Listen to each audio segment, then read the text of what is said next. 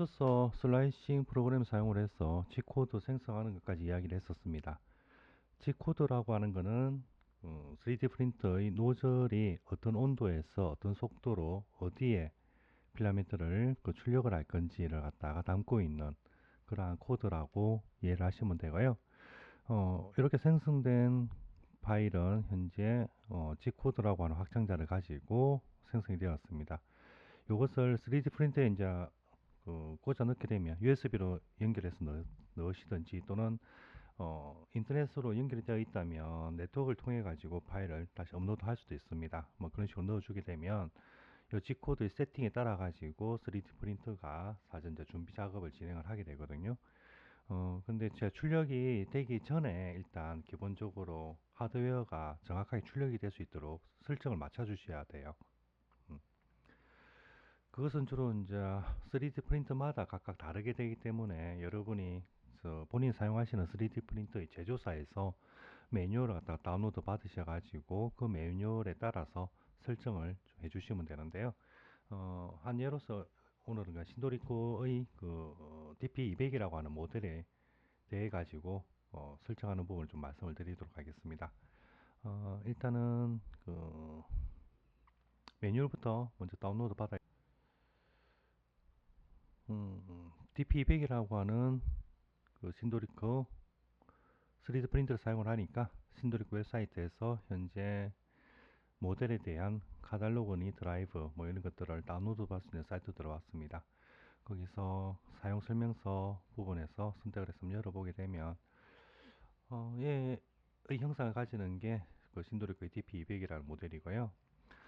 신도리코에서는 현재 3D 프린터 사업을 포기를 했습니다. 그래서 더 이상 3D 프린터가 지금 이쪽에서 구매를 해도 신기종은 안 나오는 걸로 제가 알고 있어요. 좀 한 2년 전의 이야기였는데 다시 뭐 어떻게 사업을 전개했는지 모르겠지만은 현재는 이 모델이 단종된 걸로 지금 알고 있고요. 요즘에 많이 인기 있는 3D 제조회사 중에서는 벤브랩이라고 하는 쪽에서 제공되는 3D 프린터를 많이 사용하시는 것 같더라고요.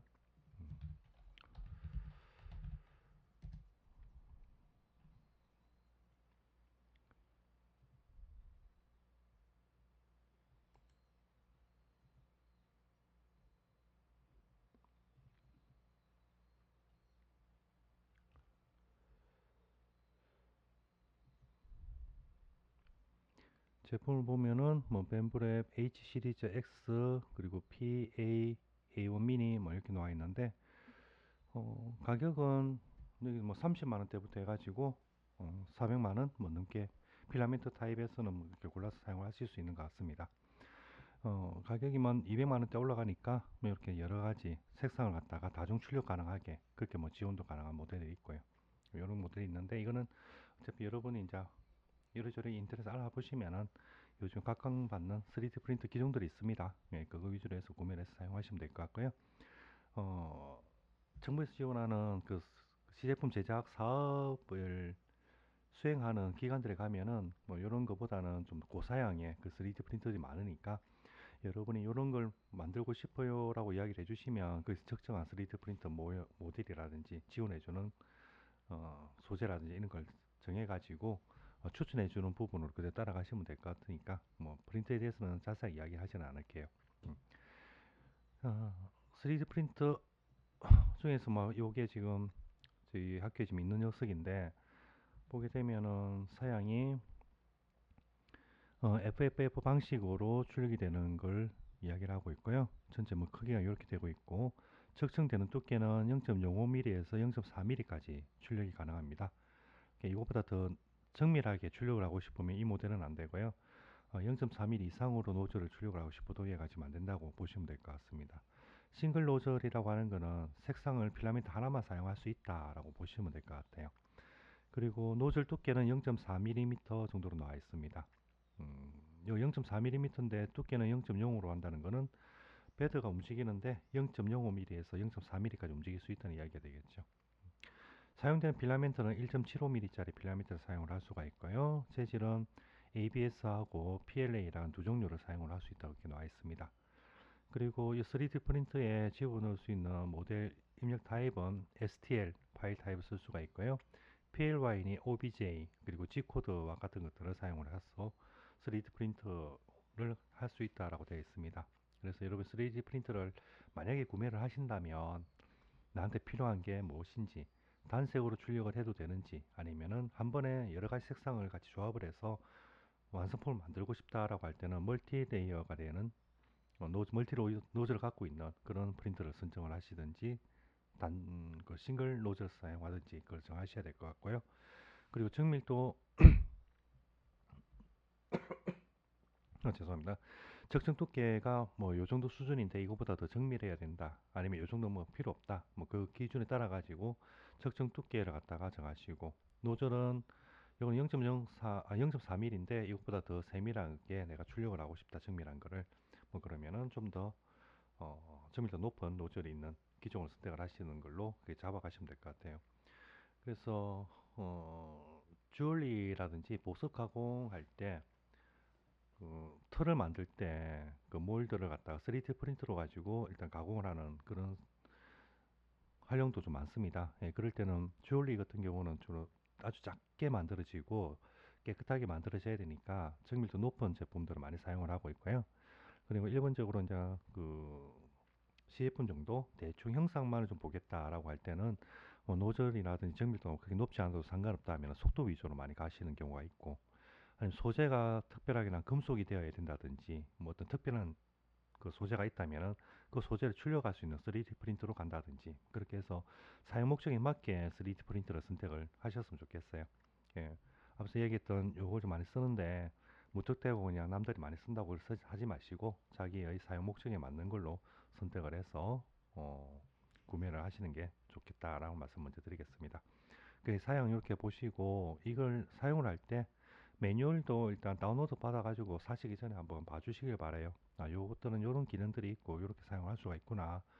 요렇게 썼을 때 단점 어떻게 되는구나. 뭐 그런 것들을 매뉴얼로 어느 정도 좀 파악을 할 수가 있으니까 어떤 제품 구매 전에는 그 매뉴얼 한번 쭉 읽어보시고 자신이 하고자 하는 그 결과물하고 잘 부합되는지 한번 검토를 해보시기 바랍니다.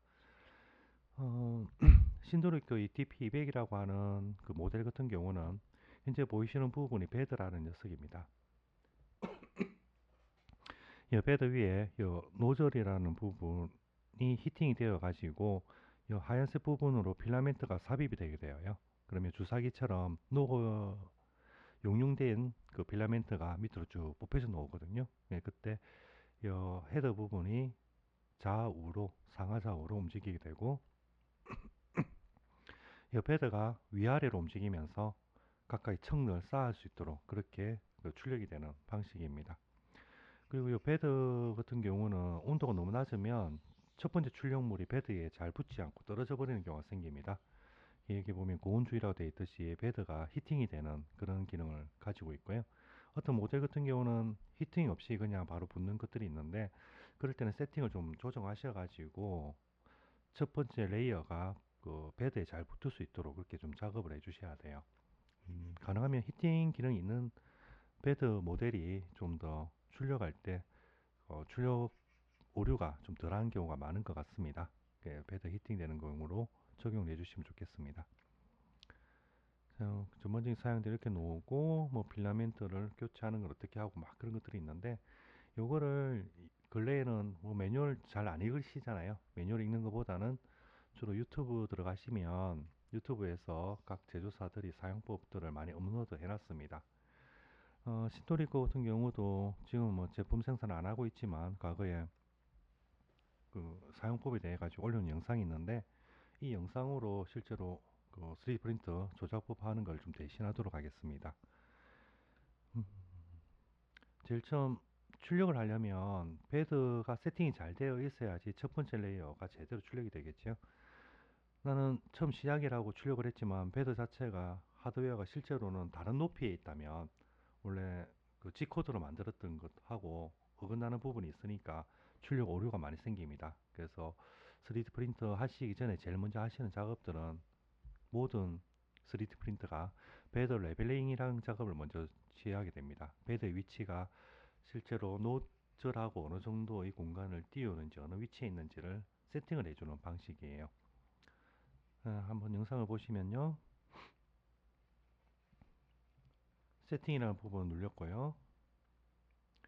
그리고 그 배드 레벨링 작업을 하겠다라는 버튼 누르고 난 다음에 OK 누르게 되면 자동적으로 얘가 특정 위치로 이동을 해서 원점을 잡고, 그리고 얘 같은 경우 세 점을 잡아 가지고 배드의 현재 상태, 수평인지 기울어져 있는지를 측정을 합니다.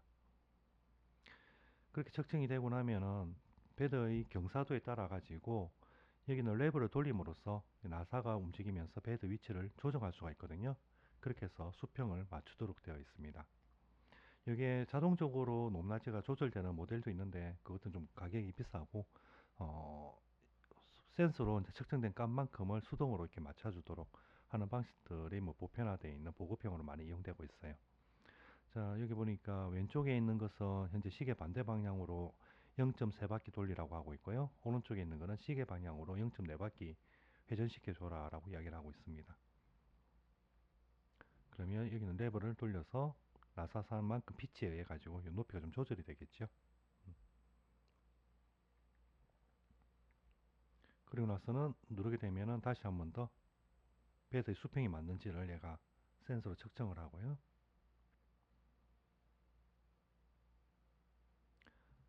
배드 레벨이 잘 맞으면은 이런 식으로 성공적으로 끝났다라고 해서 배드 높이 조절이 완료되게 됩니다.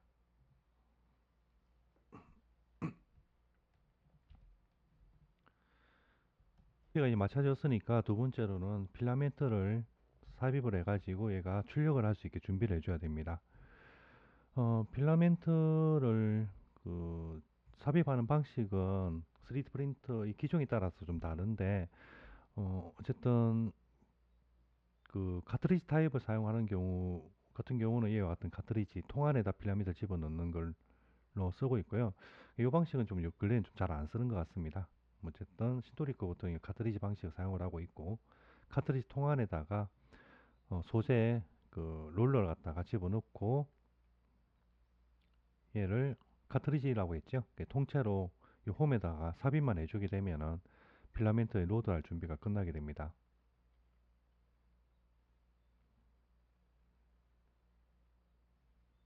그러면 아까 통 안에 있던 필라멘트가 쭉 풀려서 위로 이동을 해가지고 노즐 안쪽으로 이렇게 삽입이 되게 되죠. 하다 보면은 중간에 그 다 사용되어 가지고 끝나는 경우가 있습니다. 그럴 때는 새로 그 필라멘트를 갖다가 교체를 해줘야 되는데, 음, 프린터에서 용지 공급하는 거와 동일한 방식이라고 생각하시면 될 것 같아요. 시노리코 카트리지의 필라멘트 교체하는 거는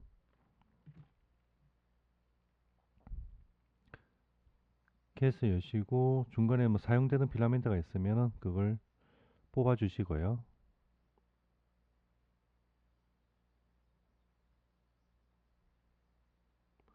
그리고 새로운 필라멘트, 아, 그리고 사용하던 필라멘트 이렇게 뭐 걸어두면 좋겠다라고 하네요. 그 새로운 필라멘트,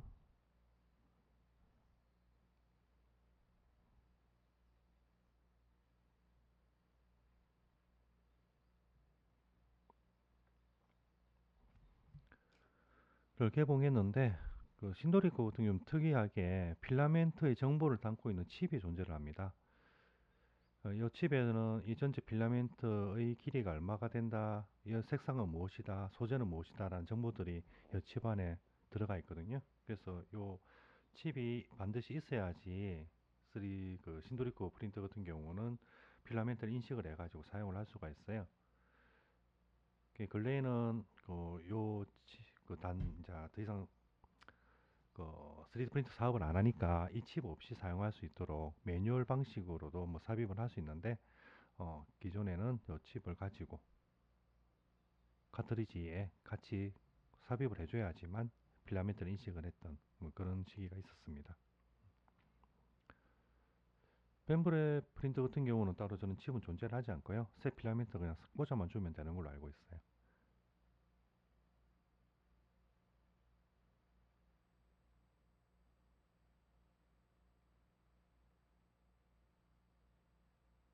그래서 필라멘트 사용이 끝났으면 교체해 주는 거는 현재와 같은 방식으로 교체를 해 주시면 돼요.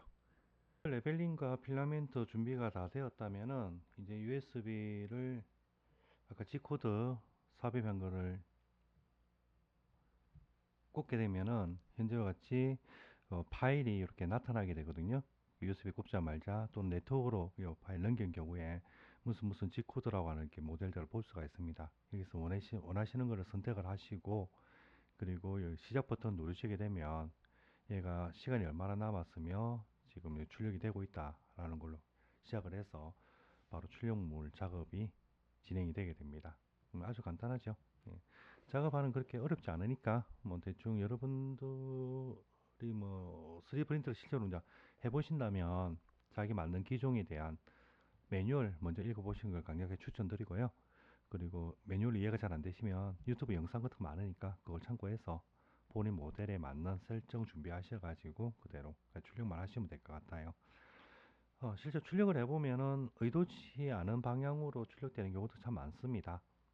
세팅 값에 따라 가지고 어떤 경우는 매끈하게 나오는 게 있고, 어떤 경우는 어, 중간에 출력이 되다가 이게 떨어져 나가버리는 경우도 있고, 또 형상이 찌그러지는 경우도 있고, 여러 가지 경우가 있거든요.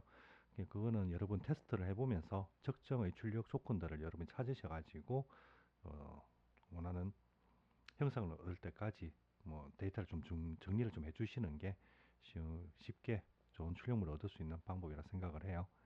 만약에 다른 업체로 여러분이 3D 프린팅을 하는 걸 의뢰를 하실 경우에는 그렇게 고민하실 필요는 없을 것 같고, 3차원 모델을 그냥 제공만 해주시면 되겠죠. 예, 그 방식에서 가지고 뭐 STL을 제공해 주는 방법도 있을 거고, 아니면은 그냥 손으로 그림을 그렸던 도면만을 제공을 하는 경우도 있을 겁니다. 예, 그거는 그 출력 업체와 서로 이야기를 나누시면서 필요한 부분을 갖다가 제공을 해주시면은 그쪽에서 알아서 진행을 해주실 거라고 맞아요.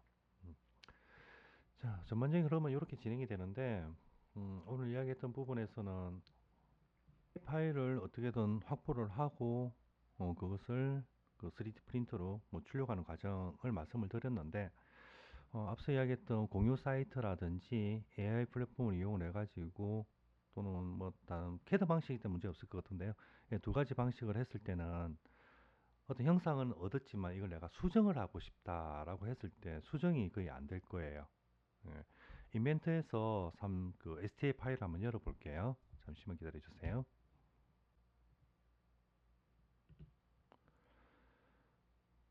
파일 열기, STA 파일, 아까 개구리 다운받은 게 있었죠? 저희 프로그 되어 있는 거 한번 열겠습니다.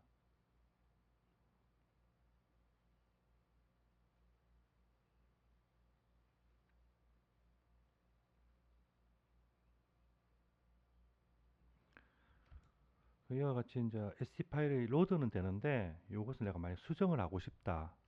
예를 들어서 뭐랄까요? 개구리가 이렇게 있는데 얘통에다 구멍을 내 가지고 볼펜 꽂이를 만들고 싶다라고 할게요. 예, 그러면 현재 상태에서는 3D 출력이 되면 볼펜을 꽂을 수 없으니까 여기다 구멍을 내야 되겠죠. 예, 그래서 기본적인 우리가 작업하던 거 XY 평면 이렇게 돼 있으니까 여기에 원을 그려서 컷을 해서 구멍을 뚫어버리면 될 것 같은데, 스케치하기, 원 그리기, 대략 뭐 여기로 할까요? 크기는 한 뭐 10mm 정도 이렇게 하겠습니다. 이렇게 구멍을 쭉 돌출을 해가지고 뚫어볼게요. 돌출. 그러면 여기서부터 위쪽으로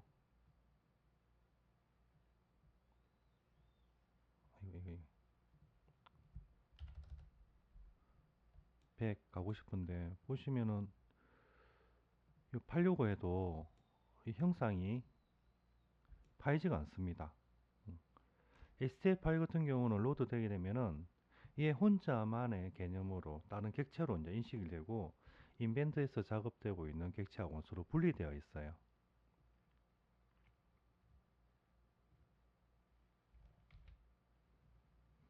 여기 보면 우리가 STA 파일 불러온 거거든요.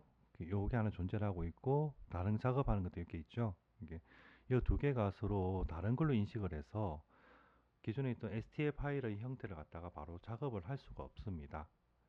이런 메시 타입을 갖다가 수정해주는 소프트웨어도 여러 가지가 존재를 하고 있는데 인벤터 같은 경우는 그 애드인이라고 하는 방식으로 이걸 편집할 수 있는 툴을 갖다가 다시 설치를 해가지고 여러분이 사용을 할 수가 있어요. STL 편집하는 것 관련해서 잠시만 좀 더 말씀드릴게요. 환경 탭으로 가시면은 여기 애드인이라고 하는 그 리본 버튼이 있습니다. 애드인은 현재 인벤터 프로그램 외에 별도로 또 추가적으로 어떤 프로그램 설치해가지고 그걸 사용을 해주는 방식인데요. 애드인 프로그램 중에서 오토데스크에서 주는 어, 인벤터용 메쉬 어네이블이라고 하는 요 애드인을 갖다가 설치를 해주시면은 이 STL 파일 형식의 요 메쉬를 활용을 해가지고 새로운 3차 모형을 갖다 바로 만들 수가 있어요. 예를 들어 가지고 가볼까요? 여기에 보니까 메쉬 어네이블 페이지를 엽니다. 그리고 나서는 오토데스크 어카운트로 로그인하고 이게 다운로드 해가지고 프로그램 깔아주게 되면 애드인 쪽에 오토데스크 메쉬 어네이블이라는 거를 사용할 수 있습니다 라고 이야기를 하고 있거든요. 그래서 메쉬 어네이블 들어가 볼게요.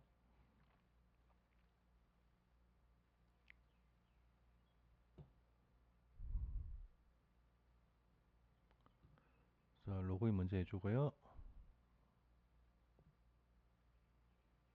다운로드.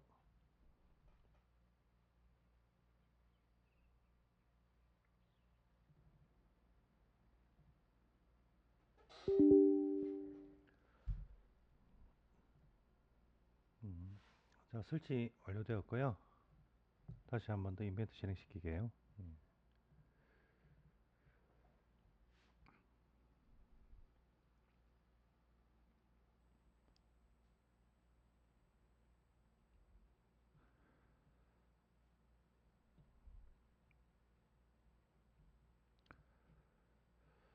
자, 앞서 했던 것과 같이 다운로드 폴더에 있던 개구리 STL 파일 다시 열어보겠습니다.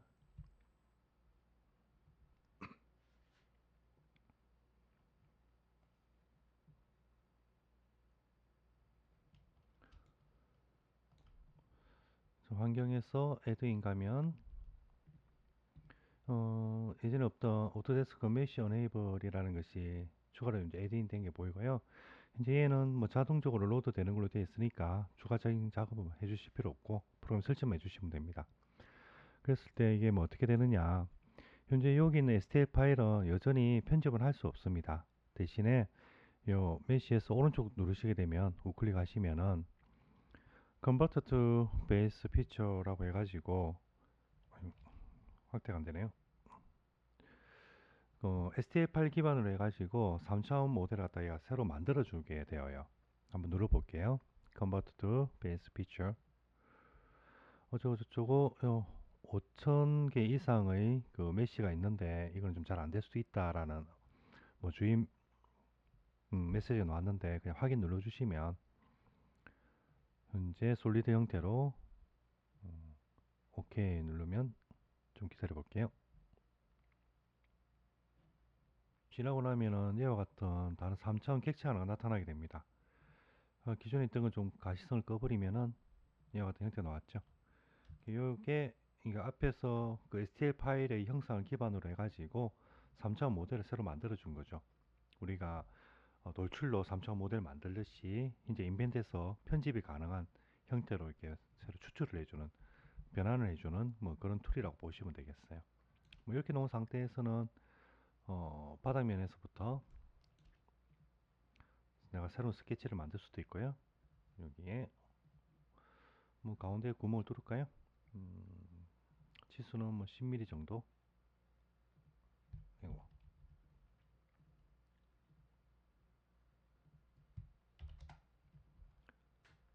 그리고 얘가 돌출이 될 건데 돌출 컷으로 작업을 하겠습니다. 돌출, 돌출 컷, 어디까지, 객체까지.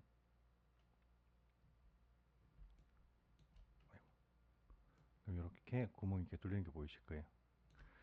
고급으로 가게 되면 여기다 각도를 더 줄 수 있습니다. 테이퍼 3도 정도 한번 줘볼게요.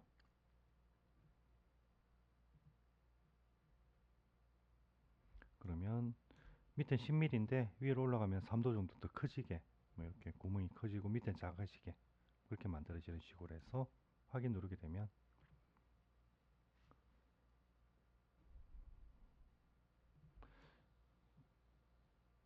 STL 파일은 실질적으로 편집을 못했는데 뭐였죠? 기억이 안 나네요 갑자기. 음, 메시 어네이블이라고 하는 이 애드인 프로그램을 설치를 함으로써 STL 파일로부터 3차원 객체를 추출해내고 그걸 편집을 해가지고 내가 원하는 형태로 이렇게 만들 수가 있습니다. 이렇게 된 걸 갖다가 파일 다른 이름으로 저장하기, 파일 형식은 STL, 이름을 좀 다르게 할까요? 구멍이 있으니까 폴더는 다운로드에 넣겠습니다. 저장.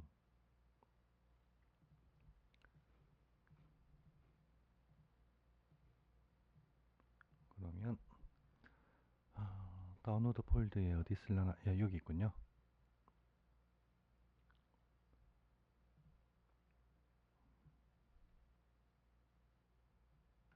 그럼 얘와 같이 아이고 STL 파일도 내가 다운로드 받았던 STL 파일을 편집을 해서 여러분이 원하시는 대로 사용을 좀 할 수도 있습니다. 이렇게 만들어진 거를 앞서 이야기했던 3D웍스 슬라이싱 프로그램 집어넣어 가지고 G코드 생성해서 3D 프린터에 꽂아 넣으시면은 일반적으로 배포되어 있는 다른 파일들도 여러분만의 걸로 만들어서 사용할 수 있다. 뭐 그런 개념을 보시면 되겠죠.